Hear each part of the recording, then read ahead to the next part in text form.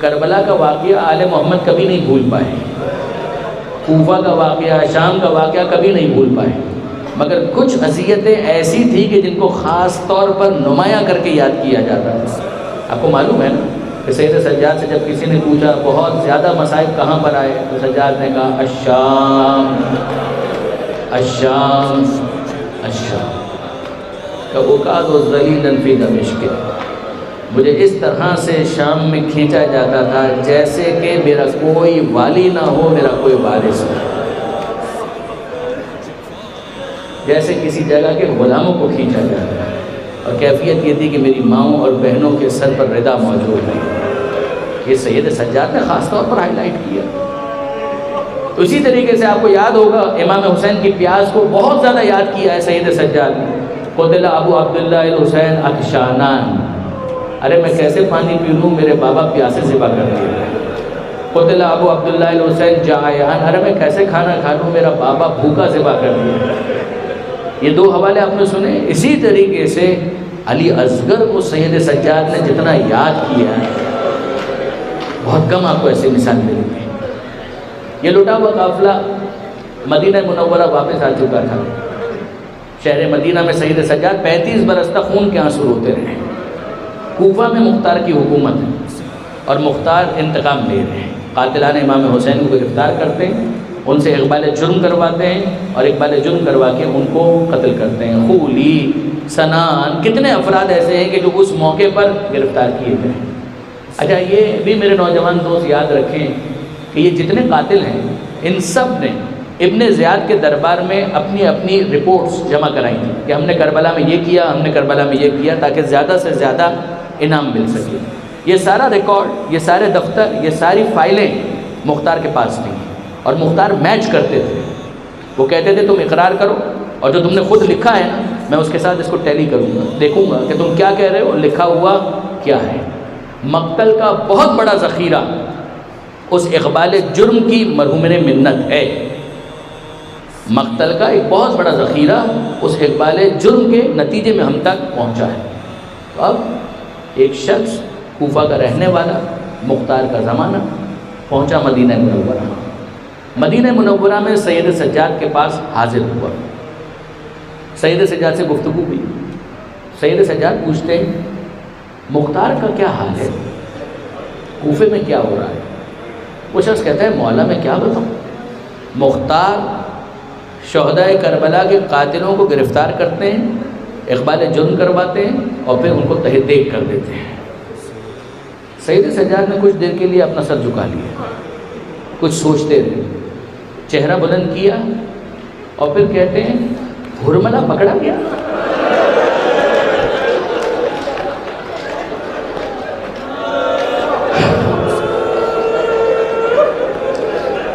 ہرملہ گرفتار ہوا، ہرملہ پکڑا گیا۔ وہ شخص کہتا ہے مولا میں حیران ہوں، آپ نے اکبر کے قاتل کے بارے میں نہیں پوچھا، آپ نے عباس کے قاتل کے بارے میں نہیں پوچھا، حد یہ ہے کہ آپ نے اپنے بابا حسین کے قاتل کے بارے میں بھی نہیں پوچھا۔ پوچھا آپ نے تو اس ننھے مجاہد کے بارے میں پوچھا، ہرملہ نے اسی کو تو قتل کیا تھا، اے مولا آپ اس کے بارے میں پوچھ رہے ہیں۔ اور اب سید سجاد کہتے ہیں وہ تیر اصغر کو تو نہیں لگا تھا، تمہارا خیال ہے وہ تیر اصغر کو لگا تھا؟ وہ تیر اصغر کو نہیں لگا، وہ تیر ہم آل محمد کے جگر کے پار ہو گیا، ہمارے دل کے پار ہو گیا۔ ہم نہ اس ننھے مجاہد کو فراموش کر سکتے ہیں، نہ اس کے بہتے ہوئے خون کو فراموش کر سکتے ہیں۔ اس شخص نے کہا مولا اب تک ہرملہ تو گرفتار نہیں ہوا، آپ کو تہذیب آل محمد میں بہت کم ملے گا کہ کسی کو بددعا دی جائے، مگر اس موقع پر سید سجاد نے ہرملہ کو بددعا دی کہ وہ گرفتار ہو، وہ قتل کیا جائے، یہ بددعا دی سید سجاد نے۔ اور یہ شخص واپس آ گیا، کوفہ میں داخل ہوا، جب کوفہ میں آیا، مختار کے دربار میں پہنچا، دربار سجا ہوا تھا، اور اچانک اس نے دیکھا کہ حرملہ کو گرفتار کر کے لایا جا رہا ہے۔ جیسے ہی حرملہ کو گرفتار دیکھا، اس نے نعرہ تکبیر بلند کیا، اللہ اکبر۔ مختار کہتے ہیں اس کی طرف متوجہ ہوئے اور کہنے لگے خدا کی کبریائی میں تو کوئی شک و شبہ نہیں ہے، مگر اس موقع پر نعرہ تکبیر لگانے کی کوئی خاص وجہ؟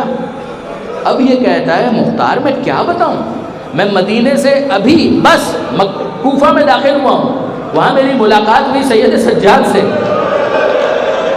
سجاد نے آپ کے بارے میں پوچھا، قاتلوں کے بارے میں پوچھا۔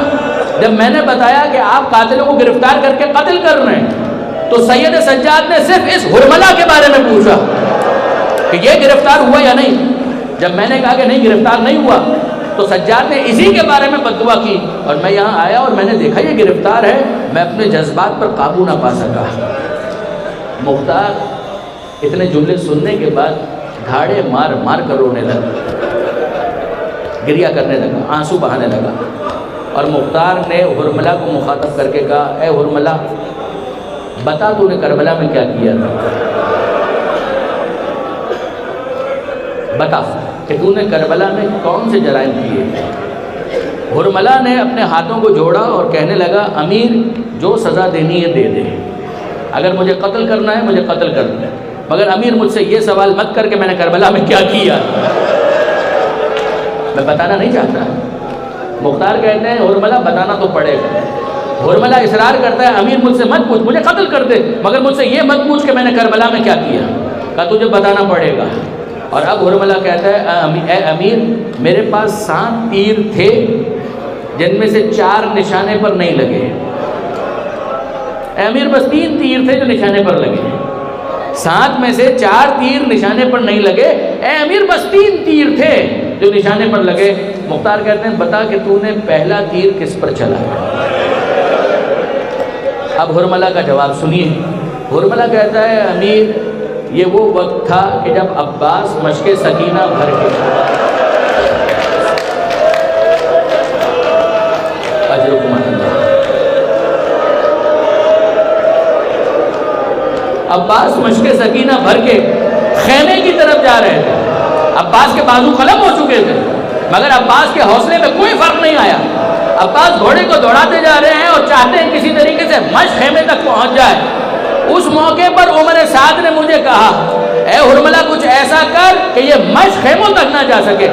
اے امیر 3 بھال کا تیر میں نے کمان میں جوڑا، اور جب میں نے رہا کیا ہے وہ تیر جا کر مشق میں پیوست ہو گیا، مشق چھدی، پانی بہا، پھر وہ شیر گھوڑے پر ٹھہر نہیں سکا،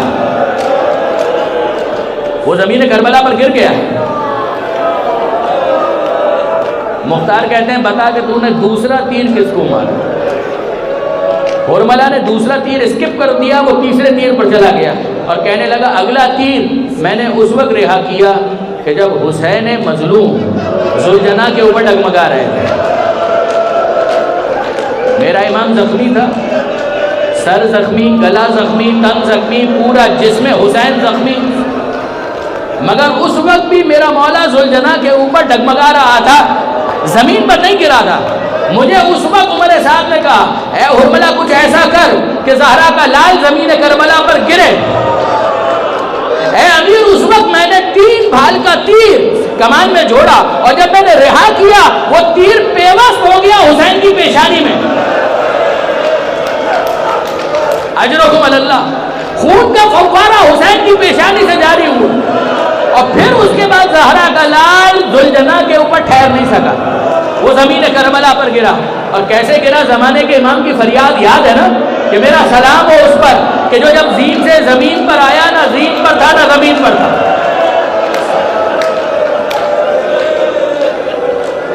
پورا جسم حسین تیروں پر معلق تھا۔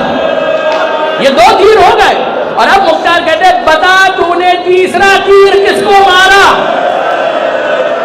حرملہ پھر ہاتھوں کو جوڑ لیتا ہے اور کہتے ہیں امیر یہ تیسرے تیر کے بارے میں مجھ سے سوال مت کر، میں نہیں بتانا چاہتا۔ مختار نے اصرار کیا، اور اب حرملہ کہتا ہے امیر یہ وہ وقت تھا جب بچہ باپ کے ہاتھ پر تھا۔ حسین کہہ رہے تھے ارے اس بچے بچے کی ماں کا دودھ تک خشک ہو چکا ہے. اگر تمہاری نظر میں کوئی قصوروار ہے ہونا, اس بچے نے کیا جرم کیا ہے؟ آگے بڑھ کر جب کتنے پانی پلاؤ. اے امیر, کسی نے پانی نہیں پلایا. مختار کہتے ہیں پھر کیا ہوا کہ حسین نے بچے کو زمین پر رکھ دیا. اگر تم سمجھتے ہو بچے کے بہانے میں پانی پی لوں گا, لو یہ بچہ ریگزار کربلا پر تڑپ رہا ہے, مچل رہا ہے, آگے بڑھو پانی پلاؤ. اے امیر, کسی نے پانی نہیں پلایا. حسین نے پھر بچے کو اپنے ہاتھوں پر لیا اور کہا بیٹا تم بھی تو حجت خدا کے فرزند ہو نا, بتاؤ تم کتنے پیاسے ہو. اصغر نے اپنا رخ کیا فوج اشقیاء کی طرف, سوکھی زبان سوکھے ہونٹوں پر پھیرنا شروع کی. فوج میں تناطم مچا. اس موقع پر عمر سعد نے کہا یا حرملا اتنا کلام الحسین, حسین کے کلام کو کاٹ دے. اے امیر, میں نے تیر کمان میں جھوڑا اور پھر اس کو رہا کر دیا. مختار کہتے پھر کیا ہوا؟ حرملا کہتے فتقلب الصبی علی یدی الامام, بچہ باپ کے ہاتھ پر منقلب ہو گیا, بچہ ذبح ہو گیا. حسین نے خون اصغر جو ہنسی دلو میں لیا, اپنے چہرے پر مل کر کہنے لگے میں اسی طرح اپنے نانا مصطفیٰ کی بات.